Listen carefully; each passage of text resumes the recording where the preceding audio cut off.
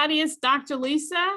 Welcome to this wonderful conversation with the team from, well, it's a NASA team, and it's our conversation 2.0. Some of you probably remember we talked to Victor Glover, hi Victor, before he went to space. And so now they're back from space and you sent in a bunch of questions.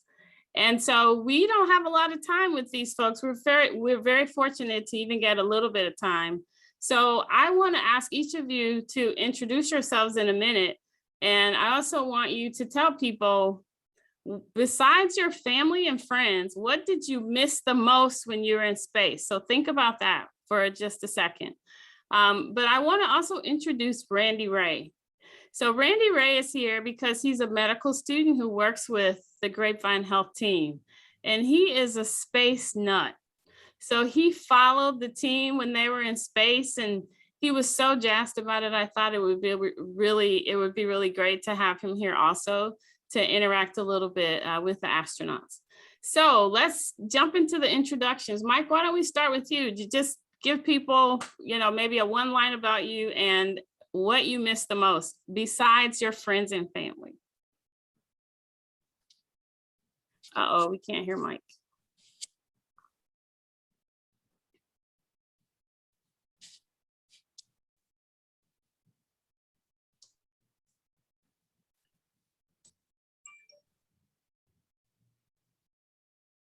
Maybe log out and log back in, and we'll go to Victor and Kate. Okay, so Kate, how about you? I don't know if it's cheating, but I miss my dogs a lot. You can count them as family members. I would. So besides friends and family, which is and dogs, I miss tacos quite a bit. Oh, which ones? Oh, any kind. Space food is great, but it gets a little old having everything rehydrated for 6 months. We're going to get into that. Lots of questions about the food. And Victor? Hi, I'm Victor Glover, a Navy test pilot and astronaut for NASA, and had the fortune of flying with Kate and Mike and 𝗔𝗯cie𝘂𝘁, Oleg, and Pyotr. We just left with Mark Vandehei up there, and then Kate's crewmates, Sergey and Sergey. Anywhere from 7 to 11 folks on the space station was an amazing experience. And one of the things that I missed the most was a regular bathroom and tacos. Oh, wow. So we're going to ask about that. We're going to give a few minutes. Hopefully Mike can rejoin us. But while we're waiting for Mike, Kate, I have to ask you, you're a molecular biologist. So for people who don't know what that is, these are the people who are looking underneath the microscope at all the stuff that's happening in your body, including messenger RNA. Like everybody knows what that is now, or at least we hope. A molecular biologist in space, how does that happen? Why does a molecular biologist go to space? Yeah, I actually, when I was applying to be an astronaut, I wasn't so sure they were going to take a biologist, but it turns out there's a lot of things that we do that are biology related in space. So a lot of our human research, where we get to be both the researchers and the guinea pigs, as well as some of the research that we're doing on things like bioprinting.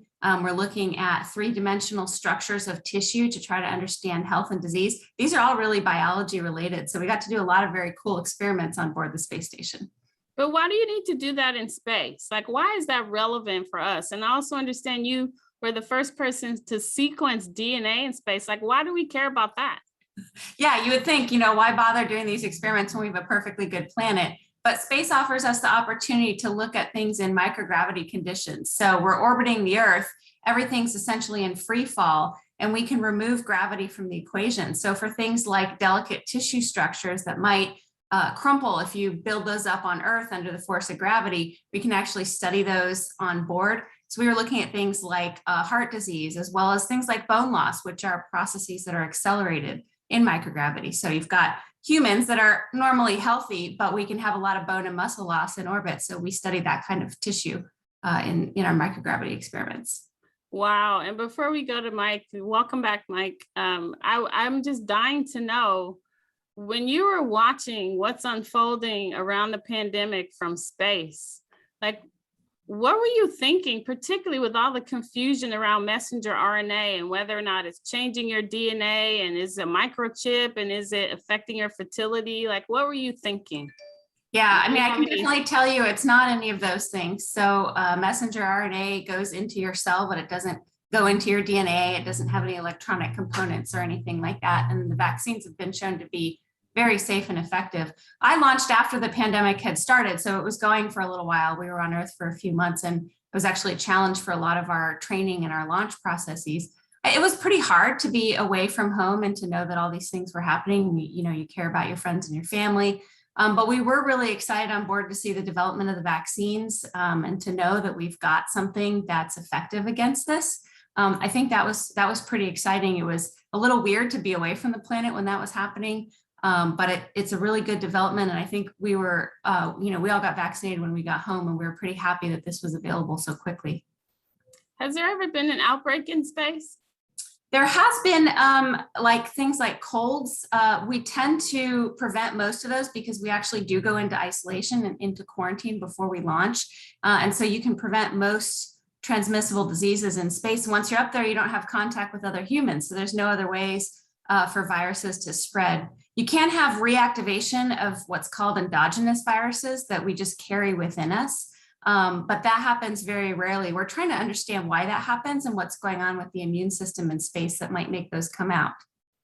Wow. Okay, so Mike, you're back. So tell us, what did you miss in space? Anything you want to tell people about you, but then what did you miss in space aside from your friends and family and not your pets? Okay, no pets, no friends and family. And you're hearing me this time, correct? Yes. All right, excellent. Okay, so I am Colonel Mike Hopkins, United States Space Force, as well as NASA astronaut. And it was absolutely fantastic to get to be on board with the other two folks you're seeing up here. So that is one of the things I miss about being in space is not being with them. But one of the things I miss about Earth was all the little things. And when I say the little things, I do really mean that. I mean, just standing out in the backyard and feeling the breeze and hearing the birds and listening to the insects and the rain and all of those things that you don't get when you're up on board the International Space Station that make life what it is down here on Earth. That's the types of things I missed, including just those random events like running into your neighbors and getting to say hi and what was happening today and all of those little things, because everything that happens on board station is pretty much planned out. Even calling home to your family is sometimes on a schedule. Yeah, actually, Victor enlightened us about that. We didn't realize you could send email and call your family and do all those things from space. That's pretty incredible. Mike, in your bio, before I turn this to Randy to ask a question, in your bio, you have an impressive number of miles you've traveled in space. Tell people how many miles and how is that possible? Well, I guess it's because we're going really, really fast while we're up here. So once we get up here into orbit and we're going 17,500 miles an hour, and you're up here for a lot of hours. And as you go around the Earth, I'd have to do the math to figure out how many miles we travel each time we go around the Earth. But bottom line is we do it 16 times a day for 160 plus days, 200 days. And yeah, the mileage certainly adds up, but unfortunately, we don't get any frequent flyer miles out of that. So. And so how many miles have you traveled in space? Did you hear me, Mike? How many miles have you traveled? Oh, how many did I? I'm sorry. I thought you put that to Victor. Well, I guess I think it was about 70 million or so this time. So between the two, I guess around 140, 150 million miles. That sounds crazy. It does. All right. So Randy, you have a question for Victor or anybody? Yes, I do. I have lots of questions. Thanks for joining us. So we have a lot of questions about the diet. Sounds like tacos were something that we were missing dearly in space. I was wondering if you could talk a little bit about your diet and how it affected you in space. Did it cause gas, constipation, GI upset? What was your experience with the food? And do you have any recommendations for the NASA chefs going forward?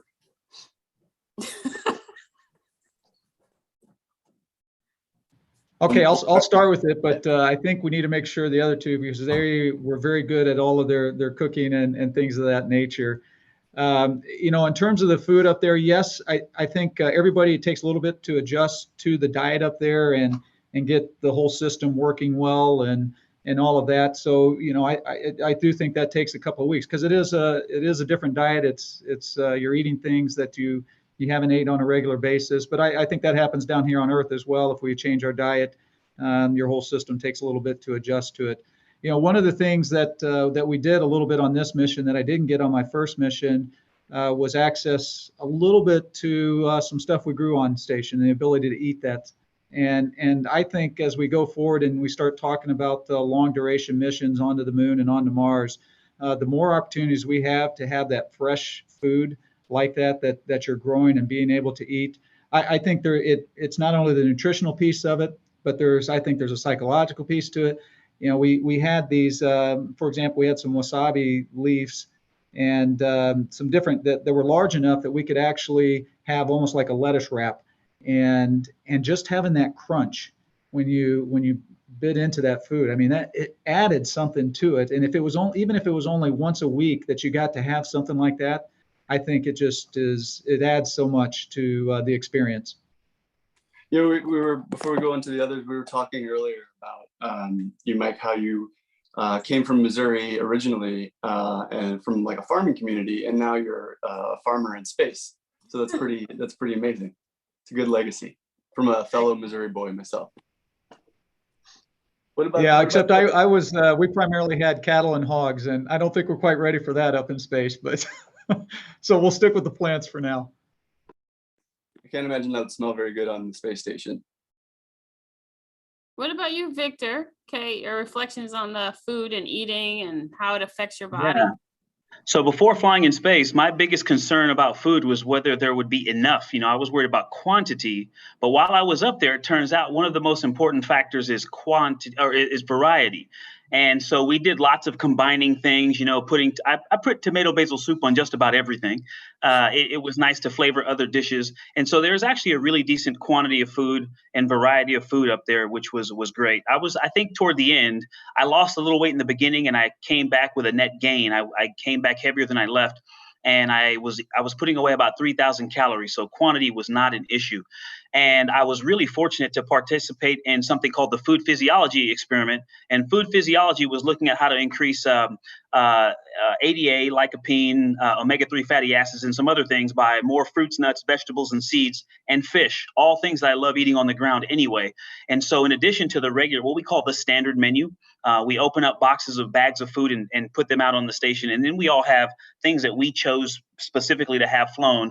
And then in addition to that, I had these science food containers, and those science bags had all those things that I talked about. And so it was great. I actually really appreciated the food, even though we kind of made tacos every now and then. We had some pretty amazing space space cuisine going on. But it definitely added to the variety and added more vegetables, which was really important for our crew. And you made your own food in space? So most of the food, you've got general categories. There's things that are just as is. So things like trail mix. Trail mix can fly just like it is on Earth.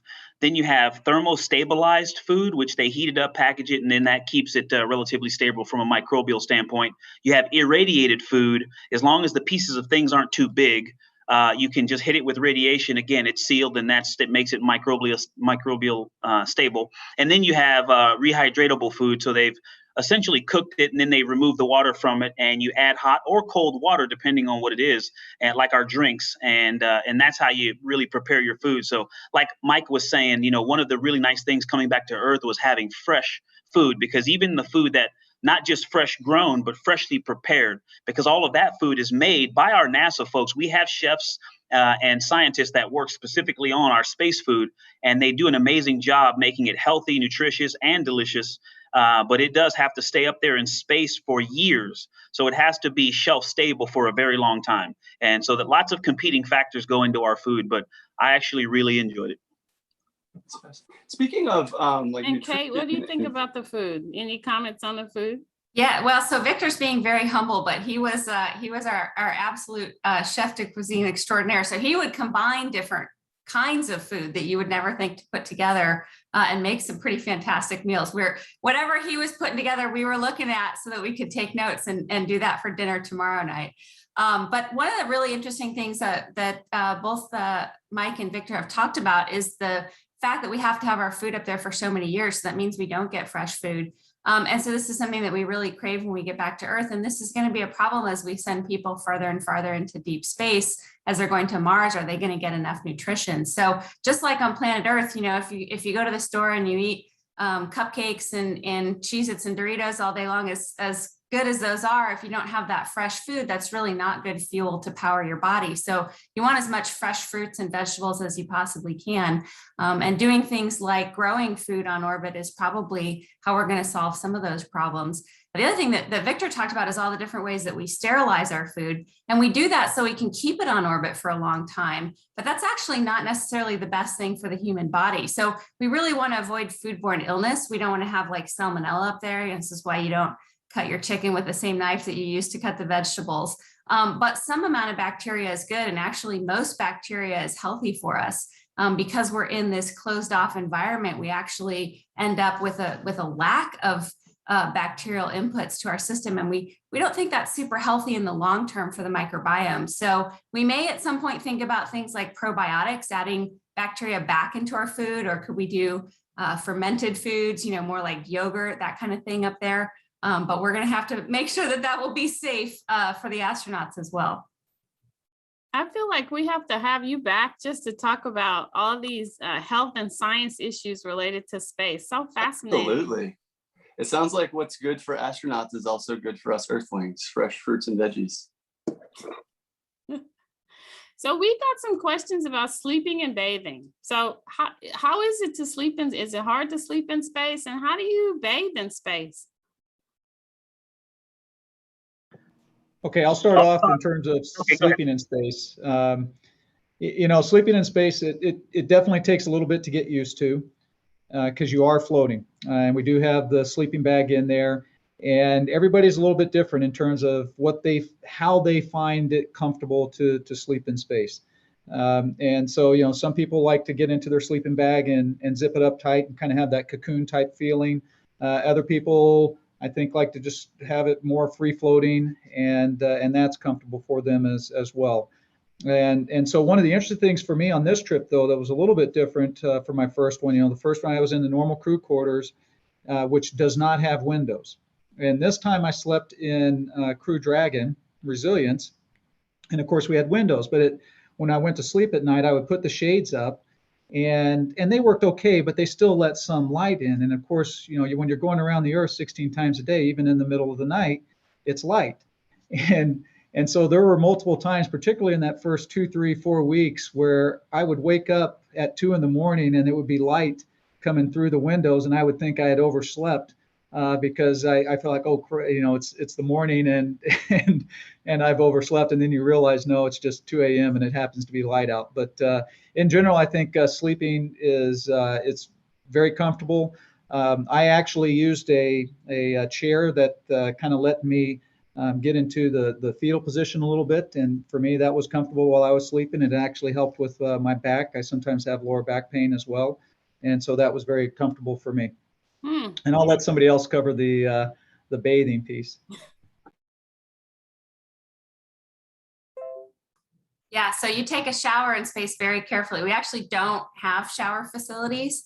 So we can take a little bit of water from a drink bag and a washcloth, and it's kind of like what you would do in a hospital or a nursing home. But because the water's floating, it'll stick to your skin. It'll adhere to your skin. So if you've ever seen a video of like, I think Chris Hadfield made one where he's like trying to cry and the tears are sticking to his face and wringing out a washcloth, and you can see like the water going all across his hands. So that water will kind of stick to you, but if you get too much of it or you make a sudden movement, that water will fling all over the place. And of course, we don't want that on the inside of the space station. So we have some protective covers. And so you put a little bit of water on and you just try to, you essentially shower with no sudden movements and very carefully. It can take a little bit of time. So we tend to do kind of a quick operational ready shower in the morning and then a quick wipe down after exercise. But it's definitely different from having, I did miss running water, and that was really nice to have when I got back at home. I was gonna say, you miss tacos more than a hot shower after hearing that? Tacos are pretty important to me. Yeah, Okay, well, so we have a special guest here. We want to invite them to turn on their camera because I know you all are very much interested in mentoring the generations that are coming behind us, and you want more people to learn about space. So why don't we ask our special guest to come on because they have a question for you. Hi. Hey. What are your names? 𝗔𝗯cie𝘂𝘁. Sam and Sinai. Okay, do you have questions for the astronauts? Yes. How do you brush your teeth When you're in space. when you're in space? That's a great question. So first of all, you have to find your toothbrush, which has been sent up about 3 months before you, and it's in this huge space station. And so you've got to go find your toothbrush and your toothpaste, and then we can take a drink bag and we squirt out a small blob of water. And so the water comes out the end of the drink bag and it kind of grows and grows, and you can get like a little less than a golf ball size, and you put that on your toothbrush with your toothpaste. The only thing is we don't have a sink to spit our toothpaste into, so we can spit that into a towel at the end. But you got to be very careful with all that water and that toothpaste because you don't want to get that on the wall of the space station. That's a good question. Wow. Sounds like a hassle. You guys are heroes. You have another question? Mm-hmm. Tell her your name. My name is Sam. Can you And speak up just a little bit? my name is Sam, and this is my question. How do you clean the air in space? Well, that's a good question. And so I'm sure we could get into the microbial aspects of it with, Kate can explain the inner workings, but we actually have a really amazing air conditioning system that it not only controls the temperature and the humidity of the air, sort of like the one in your house, but it also filters particles out. And we have HEPA filters. We have these really nice filters that collect things, not just the particles in the air, the dust, but also like our notepads and pens when we drop them. And so when we go clean those every weekend on Saturday, we often find the thing that we lost on Monday sticking to that filter as well. So we have a really nice air filtration system. And then because we're NASA and we like to analyze data, we also have a system that takes in little bits of our atmosphere in the station and analyzes it for other elements, and we keep a track of what other elements that we're seeing in the air, trace contaminants, I think the system is called. And so anyway, we have a way of tracking what the atmosphere is like and also what contaminants are in the air, but we filter it out to make it nice and comfortable for the crew members on board. Wow, that's great. Thank you all for being here. Do you have one more question for them, or you're good? Yes. Question? I have one more question. Okay, Get seasick in space? we can't hear you. Can you get seasick in space? Yeah, you can. So it's got a special name. It's called space motion sickness. So I can tell your sister might be a future life support systems engineer, but you might be a future flight surgeon or astronaut, huh? If you're interested in that. Yeah, so this can happen in the first few days as you're getting used to being in microgravity because you're floating all of a sudden and your body's never done that before. But we can train for that. One of the ways we train for that is sitting in a spinning chair. It's not super pleasant. Or you can take some medications that help out with that. And it only lasts a few days. Everybody's almost always feeling better by the third or the fourth day of being in space. And then the reverse happens when you come back to the ground. You feel a little seasick, but you also don't know how to walk so well. So you have to relearn how to walk again. This is one of the things that we work a lot with our doctors and our physical trainers on, is getting used to gravity again. That's a great question. And there's a whole field of people at NASA that are studying that. If you want to come work for us someday. How long did it take you to learn how to walk? It's about a week till you're like real comfortable with your gait. Wow. And maybe a few more weeks until you're really back at your full speed physically. So when you splashed down, when you came back and you guys got out of, what is that called? The capsule? Did they have to pick you up, or they had to put you in wheelchairs, or how did that work? Yeah, so they are prepared to basically give all the assistance that's necessary to get an astronaut out of the capsule. when they get it back up on deck there. In fact, they're even trained to do that out on the ocean if an emergency should require it. And if you think about it, that's very tough because the capsule is really not set up to have people in there and hauling you out. It's not an easy job to do. In our particular case, I think all of us, we were very lucky. We splashed down, in our case with Crew 1, Kate obviously landed on land, but for us on Crew 1 on the ocean, the sea was very calm. And so the vehicle wasn't moving a lot. So we consequently, Kate talked about you can feel bad when you get back and having to learn to walk, but at least we didn't have to deal with a lot of waves and motion, because that would have been really bad. And you talk about then it really would have been seasick. It wouldn't have just been space motion sickness. It would have been seasickness. But fortunately, we didn't have that, and all of us felt pretty good. And so we were able to assist the recovery folks as we each got out. They're there to make sure we don't hurt ourselves, but then we are also able to get out on our own. And then once you got standing up on the deck, I think we all felt pretty good. But they're right there for you, and clearly it's a dangerous environment when you first. And it's not just the instant. Now you're on a boat, and Kate talked about you need to learn how to walk a little, learn how to walk again. So all of that makes it pretty challenging when you first step out on the boat like that. Wow. Incredible. You all have been very generous with your time. So I'm going to let Randy, our medical student, ask the last question. Oh, wow. Thanks. This is great. This is a great experience for me. So I really appreciate you guys being here and for everything that you've done for science and for the world. You have all studied, physics, biology, life sciences, sort of at the cutting edge of what we as a species have achieved.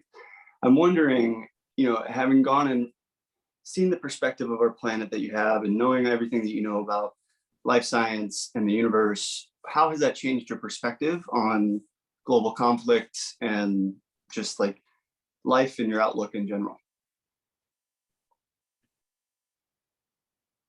I think each one of you has to answer that question. Victor, you want to go first? Ike has the best answer, so he should start. By the way, Ike, that's very interesting. They call Victor Ike, which stands for? I know everything, but I don't. So we can talk about that on part 3. So, it's interesting to try and put this concisely. There's something known as the overview effect, seeing the world without borders as it really is, and this heightened sense of awareness and connection to the earth and other people. And it is a very powerful thing to see the earth from 260 miles up over and over again. Sunrises and sunsets from space are amazing, and it does seem like it changes you. But in the 3 months that I've been back on Earth, something that I realized was space didn't change me. It was accelerating things that were already going on. And so to keep this short, I can describe that more later, but really what I'm going to do with this now that I'm back from space, it's going to be trying to connect people to that feeling of the overview effect with the things that you already have here on Earth. Sunrise is still beautiful from Earth. The ocean is beautiful at sea level. And so trying to get people to see that in using the perspective of space, that on-orbit perspective, to connect with people's perspective here on Earth. Because you're right, we were there when the Capitol situation happened on January 6th, and with all the misinformation about the pandemic and the vaccines, and so it's just what dawned on me was, you can't make people do anything. You can only provide information and hope that people want to be informed. And so our experience, that as unique as it is, I hope that it can just serve as something that can inform other people and hopefully impact and enlighten their worldview. Wow, that is a good answer. Mike? Can I just say what Victor said? No. Actually, it's interesting. Victor did talk about the overview effect, and I certainly agree with that. But and oftentimes though, the astronauts will talk about it as when you first look down at the Earth and you see that no borders and all of that. And to be honest with you, for me, I didn't have it when I first looked down at the Earth, because there's a lot going on. Kate talked about that. Your body's just been up in space. You just rode a rocket with close to 1 million pounds of rocket fuel into space. And so I wasn't thinking that deeply when I first looked out. I was just trying to handle the fact that I was actually in space. And so but the advantage of course, long duration space flight is you have time. You have time to look out the window later on. You have time to contemplate some of those things that Victor talked about. And the thing for me that was maybe a little bit different way of looking at it is instead of giving me answers like Victor had talked about, because you do see the world without borders and we're all connected, and those are certainly answers, but it brought more questions because I look down at the earth and I see all these amazing places and landscapes, and you think, oh, I really want to go there, but I don't know anything about the people. I don't know anything about the region. I don't know anything about the culture. And so for me, the overview effect, instead of giving me answers, gave me more questions. And I really like how Victor described it, though, of now trying to share that with everybody else. And I think that if we, as a people, if we just ask questions and talk to each other, that goes a long way to connecting us. Wow. So, Kate, you can give us the last word. Yeah, I think both Mike and Victor are really correct. There's places that you see, the mountains in Nepal, the southern tip of Peru. They're just these beautiful, incredible places. I don't know if I'll ever make it there in my lifetime, but it does kind of give you this drive to meet more of our fellow humans on Earth. You get to see where they live and you kind of want to see it. You've seen it from orbiting and then you want to see it on the ground close up. So I am looking forward to when we're being back to traveling again. And one thing that it really made me think about, and I was just at a conference for health information systems, we were talking a lot about this, is what can we do with the kinds of remote technologies that we've developed for space station? We have started to learn, it's been a little touch and go, but during the pandemic, we're thinking about how to do things like remote medicine. So how can you help people who it's really hard for them to go to the doctor? It's hard for them to leave their house or get transportation. But it'd be much easier if they could call the doctor from their phone and give them their diabetes updates or their blood pressure updates. So you can't do everything in medicine from a remote environment, but we do a lot of that from on board the space station. And so kind of thinking how we can take some of these things that we use in space where we've got people very remote and cut off from others, and how that's going to work to help people back on Earth, I think is something that I was really thinking a lot about this mission, and something that I took away as we use technology to connect, to do things like this Zoom call, but we can also really use that for human health and medicine as well. Absolutely. And I'm so glad you got the last word, because we are bringing you back on the Grapevine Health channel. Okay. Because there's so much more we need to talk about. And I just want to thank all of you, Victor, Mike, and Kate, for being here and taking time. At Grapevine Health, we try to make health information more relatable, more understandable, more interesting, so that people don't feel intimidated about health, healthcare, and anything science, research, and medicine. So really appreciate you being here. And for those of you who are watching, thank you for being here. And be sure, if you're watching on YouTube, to hit the subscribe button so you don't miss any of our health information content. So thank you again, everybody, and we'll see you later. Thanks, Dr. Lisa. Thank you. Bye-bye. And Thank Psalm you, and Sanaya, great job. Thank you, Psalm and Sanaya. Those were great questions. Really great questions. I hope you come work for us here at NASA. Yeah. Woo-hoo, right on. All right, you guys have a good